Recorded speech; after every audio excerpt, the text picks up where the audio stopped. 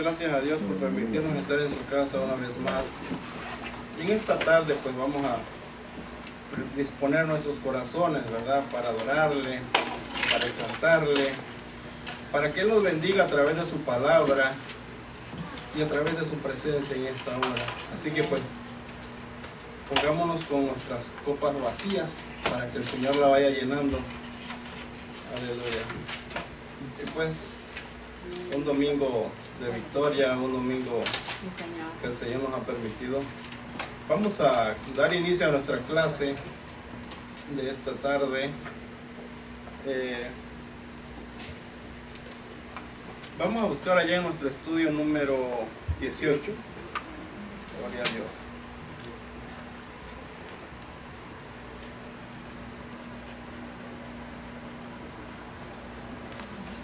Número 18.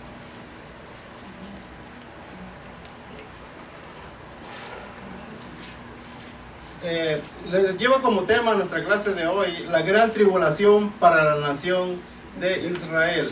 Amén. Todos tenemos el expositor. Pues tenemos como base bíblica el libro de Daniel, capítulo 9, versículo de 24 al 25, después al 27, y tenemos a Mateo en el capítulo 24, 15 al 24. Dice, como objetivo para esta tarde tenemos comprender la manera como Dios tratará con Israel durante la gran tribulación. Dice el 2, desarrollar una actitud correcta frente a la realidad del trato de Dios con Israel. Y el número 3, considerar la conducta cristiana en relación a la justicia divina para con Israel. Gloria a Dios. Vamos a estar leyendo el pensamiento central de una vez. Dice, el pueblo de Israel no recibió a su Mesías, entonces Dios abrió la puerta de la salvación a los gentiles, pero después que la iglesia sea levantada, el trato de Dios con Israel se reanudará. Amén. O sea que ahorita estamos en el tiempo de la iglesia. Ahorita el pueblo de Israel, ¿verdad? Por decirlo así, está estacionado hasta que el Cristo, nuestro Salvador, venga a buscarnos para llevarnos a gozar con Él. Dice el texto áureo, si aquellos días no fuesen acortados, nadie sería salvo, mas por causa de los escogidos, aquellos días serán acortados. Vamos a repetirlo todos juntos para que empecemos ya a motivarnos, ¿verdad? A entrar en acción en nuestra clase. Así que pues vamos a leerlo. Dice, y si aquellos días no fuesen acortados, nadie sería salvo, mas por causa de los escogidos, aquellos días serán acortados. Puede usted imaginarse la gran tribulación que va a haber en ese entonces, ¿verdad? Porque dice que si esos días no fueran acortados, nadie sería salvo. Nada que ver con lo que estamos viendo hoy en día, las guerras, los terremotos, las hambres que se escuchan en diferentes partes del mundo. Nada que ver con eso. Lo que viene en ese entonces dice que va a ser algo que jamás ha acontecido, ¿verdad? Vamos a estar leyendo nuestra lectura antifonal. Voy a estar leyendo yo el primero y ustedes me siguen con el segundo. Amén. ¿Estamos listos? Okay. Dice así la bendita palabra de Dios. 70 semanas están determinadas sobre tu pueblo y sobre tu santa ciudad, para terminar la prevaricación y poner fin al pecado y expiar la iniquidad, para traer la justicia perdurable y sellar la visión y la profecía y ungir al santo de los santos. Sabe pues y entiende que desde la salida de la orden para restaurar y edificar a Jerusalén hasta el día del príncipe habrá 7 semanas y 62 semanas. Se volverá a edificar la plaza y el muro en tiempos angustiosos. Y por otra semana confirmará el pacto con muchos. A la mitad de la semana hará cesar el sacrificio y la ofrenda. Después, con la muchedumbre de las abominaciones, vendrá el desolador hasta que venga la consumación y lo que está determinado se derrame sobre el desolador. Por tanto, cuando veas en el lugar santo la abominación desoladora de que habló el profeta Daniel, el que lee entienda. Entonces los que estén en Judea huyan a los montes. El que está en la azotea no descienda para tomar algo de su casa. El que esté en el campo no vuelva atrás para tomar su capa. Porque habrá entonces gran tribulación cuando no ha venido el principio del mundo hasta ahora y verá. Y si aquellos días no fuesen acortados, nadie sería salvo. Mas por causa de los escogidos, aquellos días serán acortados. Entonces si alguno os dijera, mirad, aquí está Cristo, o mirad, aquí está, no lo creáis. Leamos juntos el 24. Porque se levantarán falsos cristos y falsos profetas, y harán grandes señales y prodigios, de tal manera que engañarán, si fuera posible, aún a los escogidos. Gloria a Dios. Dice la enseñanza, el pecado tiene carácter mortal, y un triste ejemplo de ello es lo que ha venido sobre Israel por su rechazo al Mesías. Pero Dios es restaurador del remanente de su pueblo. Gloria a Dios.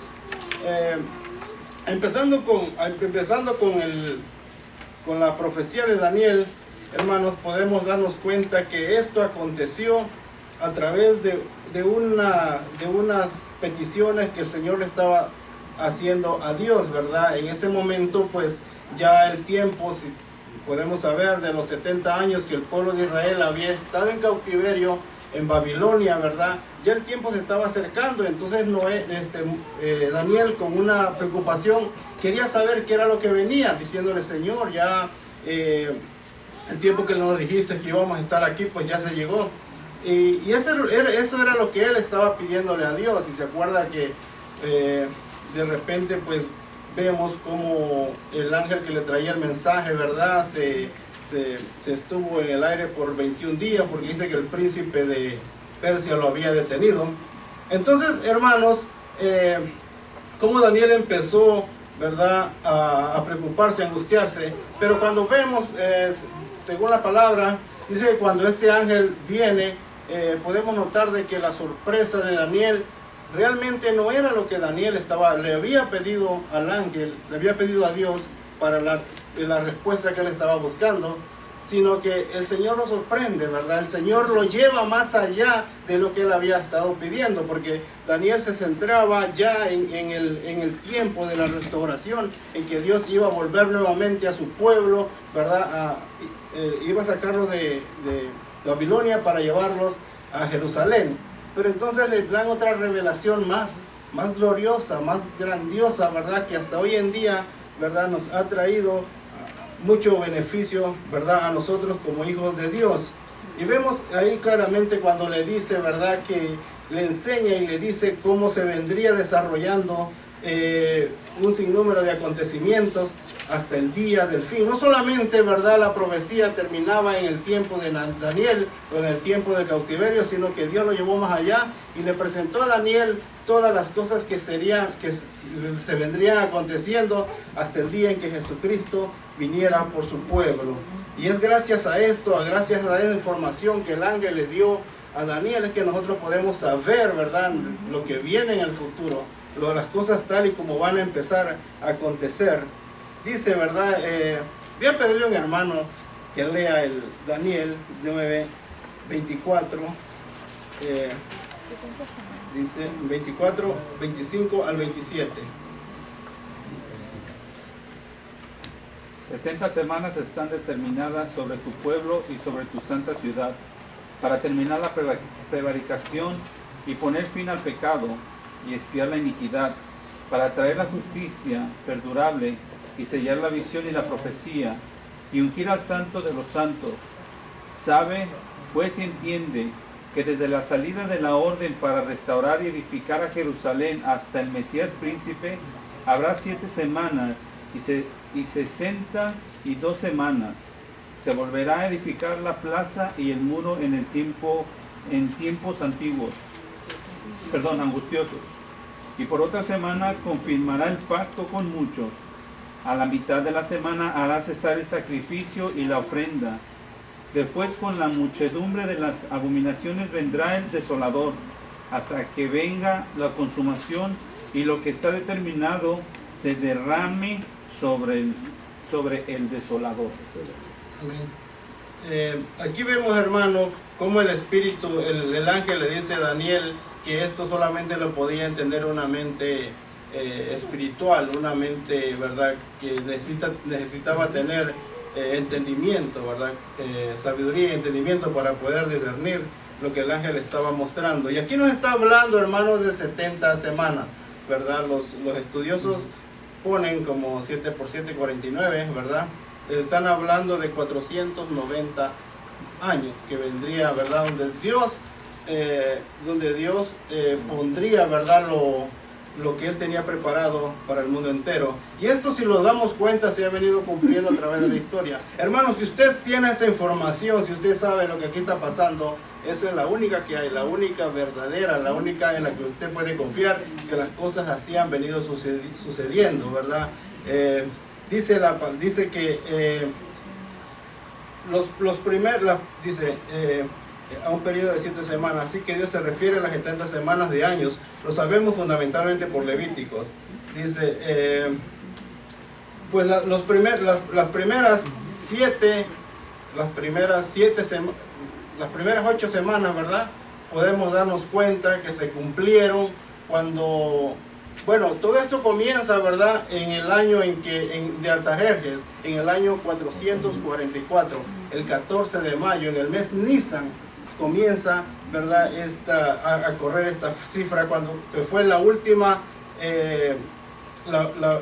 orden que dieron para reconstruir a Jerusalén. En otras ocasiones, si vemos, habían dado otras 3 órdenes antes para reconstruirla, pero no se habían llevado a cabo. Hasta ese momento, cuando Artajerjes dio la orden, que fue el 14 de mayo del mes Nisan, del 444 a.C., empieza la cuenta, ¿verdad?, a cumplirse el primer periodo, que fueron las 8 semanas, y esas 8 semanas la vemos que fue durante el tiempo que le llevó a ellos restaurar el templo nuevamente, el templo de Jerusalén.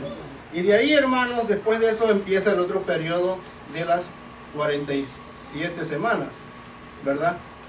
De las 43 semanas, perdón, exactamente hasta el día en que Jesucristo entró como Mesías en el pueblo de Israel, ¿verdad? ¿Se acuerdan? Cuando entró en un burrito y todos le gritaban Mesías. O sea, en otras palabras, nosotros lo podemos entender como el Domingo de Ramos, ¿verdad? Hay una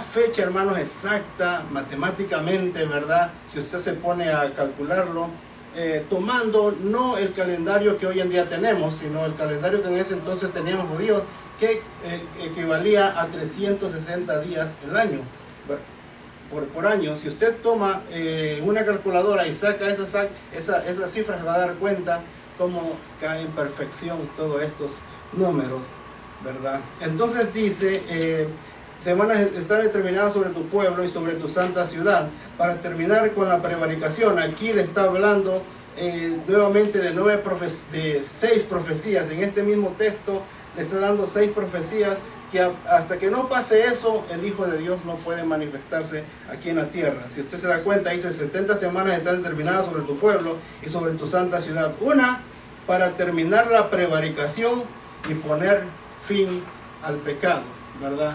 Todos sabemos que en lo que se fue en la prevaricación, o lo que se vio envuelto el pueblo judío después de que pecaron contra Dios, Dios dice que los desparramó por todo el mundo, ¿verdad? En el año 70 con Tito, ¿verdad?, el hijo de Vespasiano, fue cuando él destruyó la ciudad. Entonces, desde ahí, para terminar la prevaricación y poner fin al pecado, está hablando, hermano, de la dispersación que hubo de todos los judíos, hasta que no entre el último judío a Jerusalén, ¿verdad?, o regrese a su país. Dios no puede manifestarse, Jesús no puede manifestarse. Y cuando dice poner fin al pecado, ¿verdad?, aunque Jesucristo vino a morir en la cruz del Calvario, ¿verdad?, fue una etapa, pero no, en fin, no terminó con la apostasía de este pueblo judío, sino que en el día de la tribulación, cuando puedan darse cuenta, ¿verdad?, que el anticristo ya no es aquel que les decía, venid a mí todos los que estéis cargados y cansados, o aquella persona que les invitaba, ¿verdad?, a darle agua al sediento, o aquella persona, el mismo Cristo que les invitaba, ¿verdad?, que aceptaran su reino. Nada comparado con el anticristo, porque van a ser perseguidos por todas partes del mundo. Entonces ahí se van a dar cuenta que verdaderamente Él era el Cristo. Dice también poner fin al pecado y expiar la iniquidad. Aquí se acuerdan que antes lo que hacían era matar un borreguito, ¿verdad? Y ya con eso pues ya sus pecados eran liberados, ¿verdad? Eran perdonados. Y aquí no está hablando nuevamente de volver a ese tiempo, sino que aquí está hablando cuando Jesucristo termine completamente con la iniquidad. O sea, casi está hablando del primer punto, pero aquí está hablando, porque se acuerdan ustedes, por la causa por las cuales Dios castigó al pueblo de Israel, fue por la idolatría, ¿verdad? Y todavía hay muchos judíos idólatras. Entonces van a acabar con la idolatría cuando dice expiar la iniquidad, y para traer la justicia perdurable. ¿De qué tipo de justicia se está basando aquí? ¿Se acuerdan que hay un texto que dice, mas el justo por la fe vivirá, ¿verdad? De ese tipo de justicia, la fe, que es esa fe, ¿verdad?, que nosotros, que a través de esa fe podemos obtener el perdón de Jesucristo, ¿verdad? Y al tener ese perdón del Padre, nosotros somos justificados. Pero eso no se ha visto, ¿verdad?, completamente en todo el mundo. Pero en ese entonces, hermano, se va a llevar a cabo antes de que Cristo venga a reinar a este mundo. Y dice también, y traer la justicia perdurable y sellar la visión y profecía. Aquí hay dos tipos de referencia, ¿verdad?, que nos dan acá. Sellar la visión y profecía. Algunos estudiosos dicen, ¿verdad?, que al sellar aquí está hablando del periodo intertestamentario que hubo desde Malaquías hasta Jesucristo, cuando le dijeron a Daniel, sella este libro, ¿verdad? Algunos piensan eso. Otros piensan que fue cuando Juan terminó de escribir el Apocalipsis y le dice, y pues ya no había nada más que añadirle. Por eso dice, sellar la visión de la profecía. Pero, según nosotros, ¿verdad?, pensamos que eso se refiere cuando ya llegue el fin de los tiempos, cuando ya las profecías se cumplan, cuando ya todo esto se lleve a cabo, lo que está determinado, ¿verdad?, que va a acontecer. Y ungir al Santo de los Santos, ¿verdad? Esto se refiere al Santo de los Santos. ¿Se acuerda cuando Antíoco Epífanes limpió, ¿verdad?, el templo de Jerusalén? Después, cuando los macabeos limpiaron el templo de Jerusalén, cuando Antíoco Epífanes se acuerda que lo había contaminado, que había matado una puerca en medio del altar. Entonces, más sin embargo, acuérdese que eso era un prototipo de lo que va a acontecer hoy en día, cuando Jesucristo venga a limpiar completamente todo lo sagrado, todo lo que a Él le pertenece. Amén. Sabe pues y entiende que desde la salida de la orden para restaurar y edificar a Jerusalén hasta el Mesías príncipe habrán 7 semanas, de la que estuvimos hablando, y 72 semanas se volverá a edificar la plaza y el muro de tiempos angustiosos. Dice, y por otra semana confirmará el pacto con muchos. Bueno, aquí estamos hablando, hermanos, de que ya han pasado 79 semanas, ¿verdad? Sacando un cálculo, dice exacto, se terminó esas 69 semanas, como dije, el día de Ramos, es el día en que Jesucristo entró montado en un burrito. Entonces, ¿qué pasó allí? ¿Por qué se cortó ahí el tiempo, verdad? Si son 70 semanas, ¿verdad? Dice que ahí cortó el tiempo para que nosotros los gentiles, los que no somos judíos, tengamos acceso para que podamos obtener la salvación a través de la muerte en Jesucristo, que todo lo que creamos en Él seríamos salvos. Pero ¿qué va a pasar? Entonces, si usted toma, hermanos, desde ahí, desde el día de Ramos, el 14 de marzo, hasta el año 48, ¿verdad?, que fue cuando volvieron a restaurar, cuando volvieron a nombrar a Jerusalén, ¿verdad?, a Israel como una nación, han pasado casi 2000 años, ¿verdad? Y como la palabra no se equivoca. Pero Dios los ha venido castigando durante todo este tiempo en que ellos andaban errantes por todo el mundo, ¿verdad? Nunca tenían paz, nunca encontraron tranquilidad en ningún lugar donde han andado. Siempre han sido perseguidos de una o de otra manera, hasta el día, ¿verdad?, en que Dios les permitió volver a su ciudad. Y aún todavía sabemos que no ha terminado esta labor, pero esto se va a llevar a cabo cuando ya empiecen ellos, cuando comiencen a ser perseguidos ya en los últimos tiempos. Entonces, después dice de las 62 se volverá a edificar la plaza y el muro en tiempos angustiosos. Y por otra semana confirmará el pacto con muchos. A la mitad de la semana hará cesar el sacrificio y la ofrenda. Después, con la muchedumbre de las abominaciones, vendrá el desolador hasta que venga la consumación de lo que está determinado, se derrame sobre el desolador. Gloria a Dios. Aquí nos muestra, hermanos, cómo irá aconteciendo, ¿verdad?, de una manera simultánea todas estas cosas. Porque y esto se va a llevar a cabo, hermanos, tiene que hacerse ahí mismo en el pueblo, en la ciudad de Jerusalén. ¿Se acuerda donde estaba el templo? Porque ya habían hecho 2 templos, ahora falta el tercer templo del que nos habla la Biblia, ¿verdad? ¿Se acuerdan que ahí debajo de donde está ahora la cúpula de hierro, ¿verdad?, o dorada como le llaman muchos, ahí exactamente en el año 600 después de Cristo, ¿se acuerda de los califas, verdad? Omar, él fue el que hizo ese templo ahí arriba como juicio para los judíos, ¿verdad? Como un castigo que Dios les estaba dando a ellos. Pues de alguna o de otra manera, hermanos, el Señor se va a glorificar. Dios va a ir componiendo los tiempos, ¿verdad?, para que en un determinado momento esa cúpula de hierro, esa que está ahí, pues, sea quitada. No sabemos cómo, porque pues ese pacto que están haciendo ahora con Irán, con Irak, los países, ¿verdad?, o los judíos, nada que ver con eso. El pacto de paz que lo que habla la Biblia va a ser con el pueblo musulmán. Entonces ahí es donde van a empezar ya, ¿verdad?, los 7 años nuevamente a su continuación. Entonces dice, por otra semana confirmar el pacto con muchos.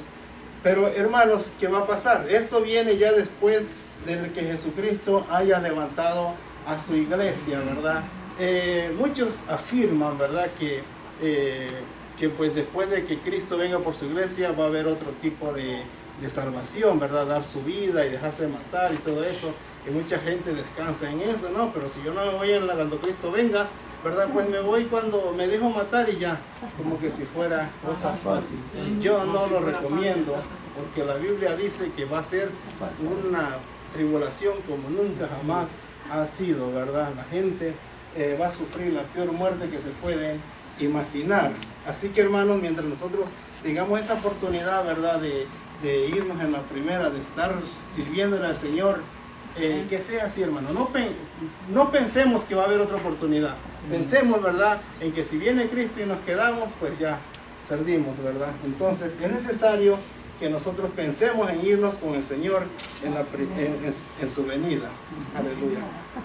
Entonces, ¿qué va a pasar?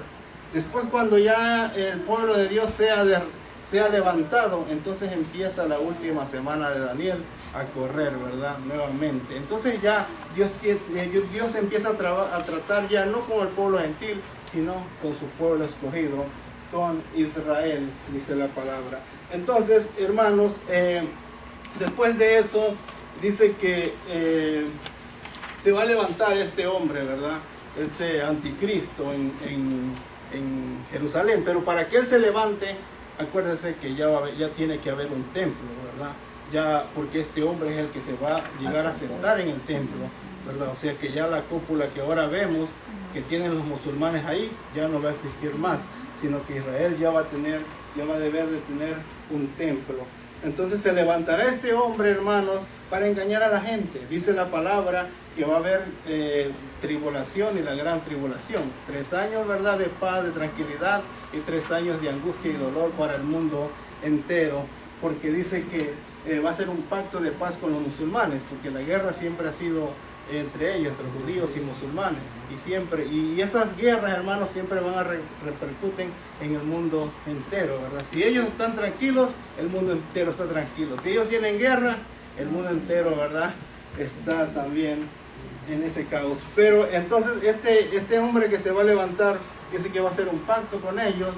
Pero, hermanos, cuando ya toda la religión, porque cada grupo religioso, cada lo que usted escucha hoy en día, sectas y todo eso, van a estar tranquilos porque este hombre les va a dar paz, ¿verdad? Yo voy a poder amar a una cosa, a otro a otra cosa, de tal manera, ¿verdad?, que todo el mundo va a estar contento. Pero dice que a mitad de la semana, ¿verdad?, es cuando empieza lo terrible de lo que viene a este mundo, ¿verdad? Porque dice que él va a romper el pacto que ha hecho con los musulmanes, con los judíos, ¿verdad? Y entonces él se va a sentar como Dios, dice, haciéndose pasar por Dios, dice este personaje. Entonces ahí es donde toda la gente, hermano, por eso es necesario que nosotros tengamos conocimiento, tengamos sabiduría de la palabra del Señor, porque toda la gente a una dice que le va a hacer caso y lo va a venir a adorar, lo va a venir, ¿verdad?, a exaltar, lo van a poner como un rey, como un Dios, porque este hombre va a hacer grandes prodigios y milagros, ¿verdad? Entonces, no va a haber problema para el que no lee la Biblia, no va a haber problema para el que no sabe de Biblia. ¿Por qué? Porque la Biblia es la única que nos enseña la verdad y nos enseña quién va a ser este hombre. La persona que no tiene conocimiento de esta palabra, hermanos, no sabe a dónde va, pero sí nosotros sabemos a dónde vamos, ¿verdad? Y quién es este personaje que va a venir a engañar al mundo entero. Bueno, todos van a estar contentos, como dije, todos los judíos van a venir a Jerusalén, van a estar ahí, se van a sentir orgullosos, van a decir somos una gran nación, tenemos al superhombre aquí que gobierna el mundo entero, nosotros estamos controlando al mundo, van a pensar ellos, ¿verdad? Pero a mitad del tiempo dice que va a romper el pacto y va a empezar a obligar, ese no le va a decir adórame a mí, sino obligar, ¿verdad? Me adoras porque me adoras, al pueblo judío para que lo adore. Entonces ahí es donde va a empezar ahí es donde va a empezar la tribulación para este pueblo judío. Hermanos, si hay un lugar, escúchenme bien, si hay un lugar donde ningún cristiano, ningún judío va a querer estar en ese momento, va a ser en Jerusalén. Ahí va a ser la sede del satanismo, hermano, ahí va a ser la sede de las religiones. De tal manera que yo me imagino, ¿verdad? Yo pienso que cuando este hombre empiece a reinar en ese lugar, yo creo que lo primero que va a hacer es quemar a Roma, ¿verdad? Porque no pueden haber dos reinos, ¿verdad? Roma, y si este hombre va a ejercer el dominio, tiene que desaparecer a Roma. Entonces, vemos ahí, dice,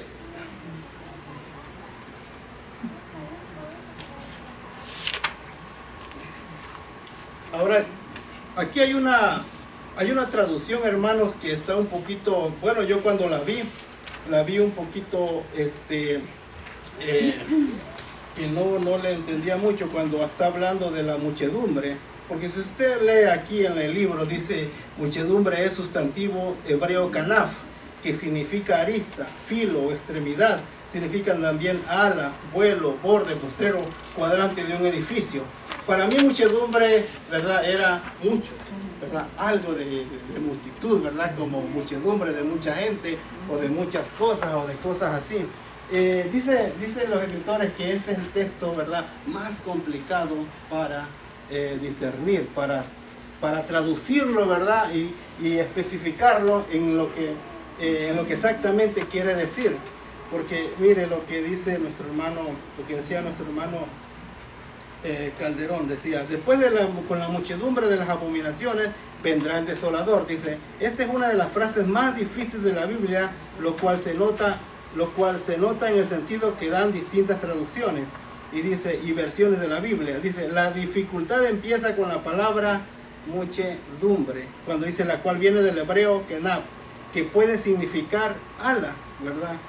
Pero por eso la Septuaginta lo traduce, y en el templo estará la abominación de las desolaciones. Y dice la Biblia de Jerusalén, dice, y en el ala del templo estará la abominación de la desolación. Dice la versión Dios habla hoy, dice, y un horrible sacrilegio se cometerá ante el altar de los sacrificios. Y la NBI la traduce, sobre una de las alas del templo cometerá horribles sacrilegios. Ve cómo no especifica claramente lo que quiere decir, pero gracias a Dios que contamos con muchos recursos, ¿verdad?, para ir comprendiendo mejor el texto. Entonces, ¿qué es lo que va a pasar aquí? La muchedumbre que está hablando aquí de abominaciones. Quiere decir, hermanos, que en ese momento, cuando ya lleguen los 3 años y medio, este anticristo dice que va va a sacrificar un cerdo, una cerda, igualito como lo hizo Antíoco Epífanes, ¿verdad? En el altar santísimo, en el pueblo, donde el pueblo de Israel se regocijaba y decía, tenemos nuestro templo, ¿verdad? Es cosa maravillosa ante los ojos de la gente del mundo entero, cuando se ha visto así, tenemos lo mejor de lo mejor.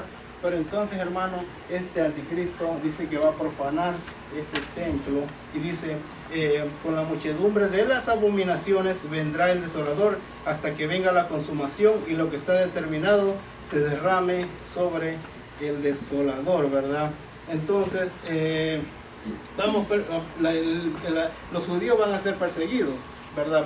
Y ahí es donde, bueno, ahorita vamos a estar viendo, donde dice la palabra que van a huir a los montes, no van a encontrar en ningún lugar de refugio para que ellos se sientan tranquilos, ¿verdad? Solamente el poder de Dios los va a salvar de todos esos acontecimientos de los que ellos estén pasando. Entonces dice, entonces se van a ver grandes cosas, hermano, en el templo. Entonces ahí es donde él va a tomar el lugar y va a decir, yo soy Dios, adórenme a mí, ¿verdad? Yo soy. Y si usted se da cuenta, hermanos, cómo es que se une aquí la religión y la política, cosas que siempre han venido de la mano desde tiempos antiguos, ¿verdad? ¿Se acuerda cuando si un gobierno en estos tiempos, en tiempos antiguos, rechazaba la religión, difícilmente ganaban, ¿verdad? Porque a los gobiernos los ha beneficiado mucho son las religiones, ¿verdad? Porque no sé por alguna razón, hermanos, pero la religión ha tenido un poder, ¿verdad? Para poner o para quitar, por decirlo así, reyes. Y si usted se da cuenta, donde hay más religiones, al partido que eligen, ¿verdad? Ese es el que gana, ¿verdad? No gana otro. Por eso, y si usted se fija, cuando dice que entraban los españoles a Latinoamérica, ¿verdad? Por un lado llevaban la cruz y por otro lado llevaban el arma, ¿verdad? Y le decían, ¿qué quieres? ¿La cruz o quieres la muerte, verdad? Y de esa manera a ellos les ha beneficiado mucho. Entonces, eso se va a ver en los últimos tiempos. Incluso también se acuerda cuando mataron a Jesucristo, cuando se unieron los romanos con la religión judía, ¿verdad? Siempre, si en algo acordaban, era en hacer algo, ¿verdad? Pero no algo bueno, en hacer algo malo. En todo momento siempre han caminado de la mano estas dos instituciones, la política y la religión. Entonces, para el anticristo no se le va a hacer difícil, ¿verdad?, dominar al mundo entero. Si siempre el hombre busca a quien adorar, si siempre el hombre está buscando cualquier religión, ¿verdad?, a qué someterse, entonces se le va a hacer fácil lo difícil va a ser para nosotros, ¿verdad? Para los que se queden, ¿verdad? Porque yo no me pienso quedar cuando Cristo venga a su pueblo, ¿no? Porque qué triste va a ser cuando de repente vengamos a la iglesia y ya los hermanos no estén, ¿verdad? Qué difícil va a ser cuando llegamos a nuestra casa y ya no haya nadie en la casa, ¿verdad? Se fueron todos y nosotros nos quedamos. Vamos. Y el lugar, como dice nuestro hermano, el lugar el único lugar donde no podemos ir, más crítico para ir va a ser en los templos, ¿verdad? Porque ahí es donde van a estar esperando a la gente estos tipos de religiosos. Y otra de las cosas también, anticristo dice que se opone a todo lo que se llame Dios, o sea que todo lo que le recuerde a Dios lo va a profanar, ¿verdad? Lo va a acabar, lo va a destruir, para que la gente ni siquiera tenga un recuerdo de Dios, de Jesucristo. Amén. Cosas así, hermanos, son las que van a venir. Ahora ¿alguien quería añadirle o comentar algo de esto de Daniel antes de pasar a Mateo 24:15? ¿Alguien quería sugerir algo? Marcos. Pregunta, aquí yo veo dos etapas. Mateo 24 del 1 al 14. Por lo que yo entiendo, esta enseñanza lo dice a los discípulos porque le preguntaron que cuándo se iba a acercar este tiempo. Entonces dijo, miren que nadie os engañe primeramente a los discípulos, porque muchos vendrán a mi nombre.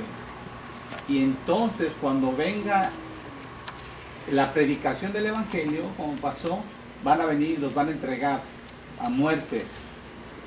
Cuando los entreguen a muerte por el Señor, entonces dicen en el 15, por tanto, o sea, por lo que padecieron, por lo que ellos sufrieron, cuando veas en el lugar santo la abominación desoladora que habló el profeta Daniel, el que lea entienda. O sea, a los discípulos les dijo, van a pasar un tiempo de persecución, pero se tiene que predicar el evangelio. Entonces les habla del fin, cuando haya pasado todo eso, rumores de guerra, en tiempos de persecución. El mismo Señor les dice, si tienen pies, úsenlos, corran, no vuelvan por su capa, usen. O sea, pero en ese momento no era el tiempo, dice, todavía no es el tiempo, es principio de dolores. Pero entonces dice en el 15, por tanto, cuando veáis en el lugar santo la abominación desoladora que habló el profeta Daniel, que es lo que está diciendo, o sea, ya le está diciendo lo que es el final del mundo. O sea, no sé si estoy mal, la primera etapa fue lo que pasó el pueblo de Israel, o sea, lo que vivió Israel, que se tuvo que esparcir porque tenía que ser el evangelio predicado, y después lo que es el final. Por eso dice, y al final del tiempo, si esos que predicaron el evangelio, cuando vieron ese momento de desolación, o sea, de sacrificio, más sacrificio un cerdo, dice, ¿qué es lo que tienen que hacer? Entonces dice aquí, el mismo Señor dice, se levantarán falsos profetas. O sea, otra vez dice, primero dice que hay una desolación en el templo, y dice, y se levantarán falsos profetas. Y ya se los he dicho antes. O sea, se los dijo, ¿es el mismo tiempo o lo está diciendo para otro tiempo? Ahí habla, ahí tiene dos etapas. Porque acordémonos que cuando los judíos, cuando Tito, ¿verdad?, el hijo de Vespasiano, rodeó la ciudad de Jerusalén para destruirla, hubo un grupo, ¿verdad?, dentro del pueblo de Israel que le llamaban los celotes. Y estos personajes, ¿verdad?, fueron los que profanaron, siendo judíos, profanaron el templo de Israel, ¿verdad? Y empezaron a meter gente que no era judía, ¿verdad? Y empezaron a hacer cosas, a comer allá dentro del, según lo que cuenta Flavio Josefo en la historia, comenzaron a hacer, pues, profanar el templo de Dios, ¿verdad? Entonces, cuando esto se llevó a cabo, entonces ya Tito Vespasiano iba entrando y tenía rodeada ya a la ciudad. Y se acuerdan que Jesús le había dicho esas promesas a los discípulos: cuando vean esto, huyan a los montes, no se acerquen más a la ciudad, ¿verdad? Entonces, en cierta parte, Marco, eso se cumplió ya en ese momento, ¿verdad? Cuando Tito estaba rodeando la ciudad de Jerusalén. Por eso vemos que los que creían en Jesucristo tuvieron que haber creído esto, de que no podían entrar más a Jerusalén para ser destruidos. Dice que por allá, por los alrededores, se fueron a esconder. Y viniendo, ¿verdad?, nuevamente, como por decirlo así, como para extrapolar para lo que viene para los últimos tiempos, también va a pasar lo mismo. Cuando este anticristo mate, dice, profane el templo de Dios, ¿verdad? Les está diciendo a su pueblo, no vayan, no vengan para no vengan para Jerusalén, ¿verdad? Porque van a ser, pues, eliminados. Entonces, hermanos, dice claramente la palabra, por tanto, cuando veas el lugar santo, abominación desoladora, que habló el profeta Daniel, el que le entienda. Entonces, los que estén en Judea, huyan a los montes; el que esté en la azotea no descienda para tomar algo de su casa; el que esté en el campo no vuelva atrás para tomar su capa, ¿verdad? Aquí el Señor les está advirtiendo, hermanos, en ese entonces, para el pueblo judío, ¿verdad?, no les va a dar chance de llevarse nada. Cuando ya esto acontezca, ¿verdad?, ya no es momento para estar dentro de Jerusalén, dentro de la ciudad, porque van a ser perseguidos. Va a ser difícil para los que tengan sus familias allá adentro también. Pero si lo traemos hoy en día, hermanos, les está diciendo, si dejaron carros, ¿verdad?, si dejaron cosas ahí, bienestares ahí en el pueblo, no regresen por ellos. Si están afuera, váyanse, escóndanse. Y si usted se da cuenta, siempre desde el comienzo, siempre los montes, las cuevas, ¿verdad?, las montañas han servido de refugio para todo aquel que es perseguido por algún gobierno. Yo me doy cuenta ahora en México, siempre que andan persiguiendo a los narcos, ¿verdad?, donde se andan escondiendo por allá, por los montes. Bueno, Eso es lo que se está refiriendo aquí la palabra del Señor. Huyan a los montes porque allá van a encontrar pues refugio, ¿verdad? Entonces no va a haber tiempo para nada, hermanos.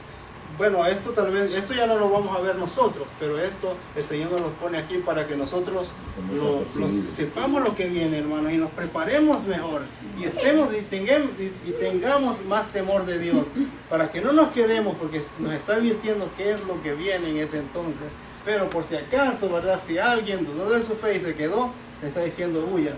Pero más aquí, Marcos le está hablando al pueblo de Israel, ¿verdad? Que hagan esto en esos tiempos. Entonces dice, el que esté en el campo no vuelva atrás para tomar su capa, porque habrá entonces gran tribulación, cual no la ha habido desde el principio, desde el mundo hasta ahora, ni la habrá. Y si aquellos días no fuesen acortados, nadie sería salvo, mas por causa de los escogidos, aquellos días serán acortados, ¿verdad? Puede imaginarse, hermano, la gran tribulación que viene para ese entonces. Y como hemos estado diciendo, el Señor siempre nos viene advirtiendo. El Señor nunca nos va a mandar algo que nos agarre de sorpresa, ¿verdad? Todo lo que tenga que ver con su propósito o con lo que Él tiene determinado para su pueblo, Él nos viene advirtiendo, ¿verdad?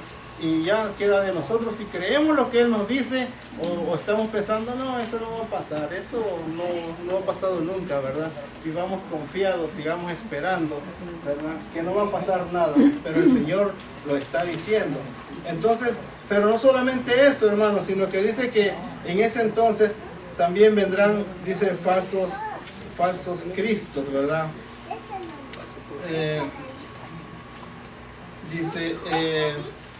Jesús enseña a no ser que aquellos días de gran tribulación fuesen acortados, nadie será salvo.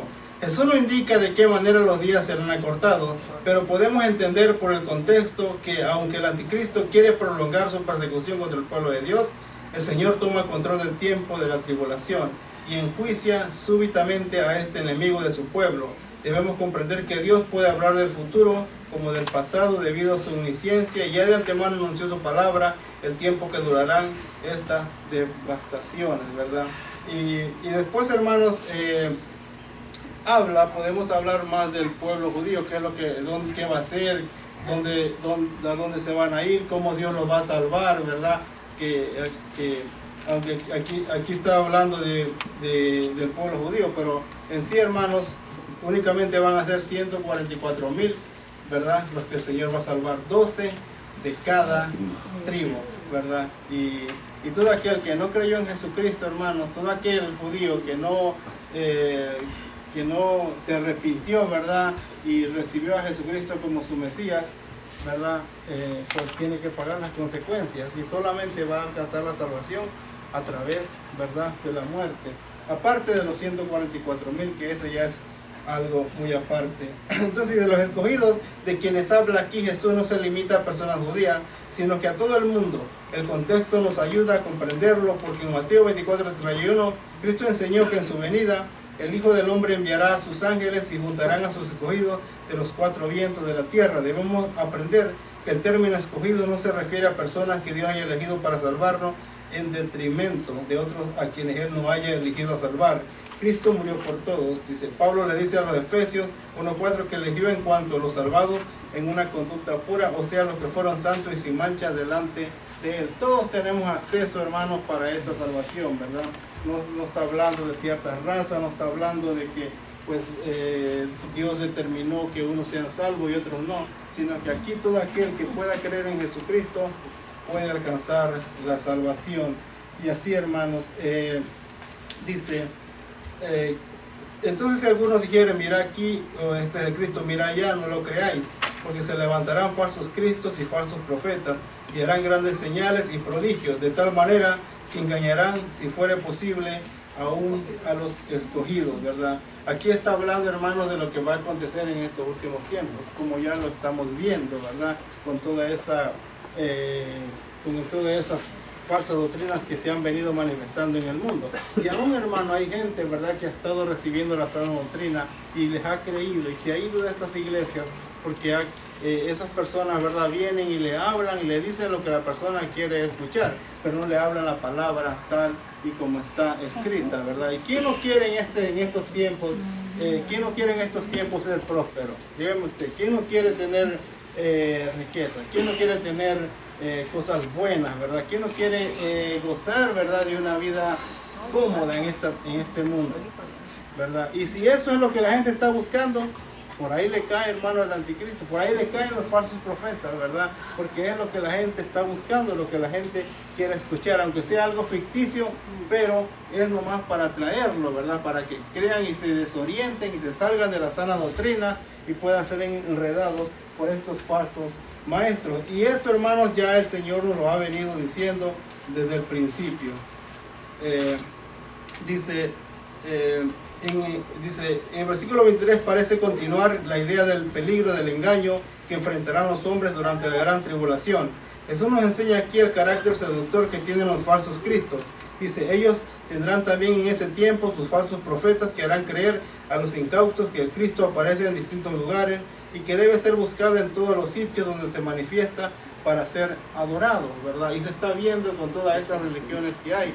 Imagínense, nomás en India, hermanos, hay 3,5 millones de religiones, ¿verdad? O de ídolos, ¿verdad? Imagínense la cantidad que pueden abarcar estos hombres cuando agarran a alguien que no tiene conocimiento de la palabra de Dios, ¿verdad? Y le dicen aquí está o aquí está, incluso cualquier cosa que se aparece por ahí, dicen que ya es el Cristo, ¿verdad? Y así lo engañan, así tienen a la mente de la gente creyendo cosas, ¿verdad? Que uno los pone a ver y uno dice, pero esto es algo ilógico, ¿verdad? Pero es, hermanos, que nosotros podemos verlo desde ese punto de vista porque conocemos de la palabra del Señor. Sabemos, ¿verdad?, las cosas que son verdaderas y las cosas que son falsas. Dice, es urgente la necesidad que cada creyente sea un lector estudioso de las Sagradas Escrituras para que pueda evitar ser engañado por las falacias del poder del enemigo. Cuando diariamente vamos a la palabra y la leemos en oración con el hambre de conocer la verdad divina, se hace más difícil que el engañador nos atrape en sus herejías. Pero aún con el pleno conocimiento de la verdad, el creyente debe velar. Cristo dice que durante la gran tribulación los falsos cristos y los falsos profetas tratarán de engañar, si fuera posible, aún a los escogidos. Cuando oímos estas advertencias acerca de la invitación que habrá a mirar hacia donde está el falso Cristo, no debemos acordar de poner nuestros ojos en Jesús, el autor y consumador de la fe. La comunión permanente con Él nos ayudará a ser guardados del error de los inicuos, ¿verdad? Así que, hermanos, para poder gozar con el Señor, ¿verdad?, tenemos que continuamente estarnos alimentando de su palabra. No creer, hermano, porque el Señor no nos ofrece prosperidad. El Señor no nos ofrece tener una vida cómoda. El Señor no nos ofrece, ¿verdad?, vivir en este mundo, ¿verdad?, en paz y tranquilos. No, hermano, sino que acuérdense que nosotros somos los que el mundo está desechando, ¿verdad? Nosotros no hallamos cabida en este mundo, ¿verdad? Aunque no se puede, hermano, no puede haber comunión con la luz con las tinieblas. Es por eso la razón, hermanos, que donde quiera que vayamos, ¿verdad?, siempre vamos a encontrar, ¿verdad?, rechazo por lo que nosotros profesamos. Pero aún con todo eso sabemos, hermanos, que vale la pena, porque en aquel día seremos levantados con Jesucristo para vida eterna. Amén. Así que, hermanos, vamos a terminar aquí nuestra clase y pues darle tiempo a nuestros hermanos que traen anuncios. Amén. Y pues que el Señor les continúe bendiciendo. Espero pues que hayamos aprendido un poquito, ¿verdad? Y que el Señor nos haya hablado a través de esta palabra. Amén. Dios le bendiga.